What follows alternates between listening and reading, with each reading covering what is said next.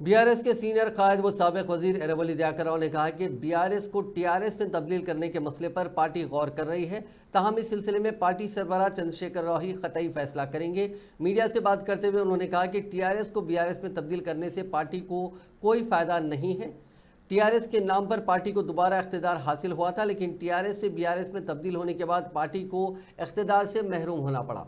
Party के नाम की तब्दीली से अवाम में भी मुखालिफत देखी जा रही है। बीआरएस के नाम से अवाम के दरमियान पहुंचना भी मुश्किल हो रहा है। इस खुसूस में पार्टी क़यादत को निचली सतह के कैडर ने भी नाम को तब्दील करते हुए दोबारा टीआरएस रखने की दरख्वास्त की थी। इस सिलसिले में पार्टी क़यादत तफसीली गौर व खौज कर रही है। इस मौके पर साबिक वज़ीर ने आज फिर इस बात का अदा किया कि फ़ोन टैपिंग मामले से उनका कोई ताल्लुक नहीं है।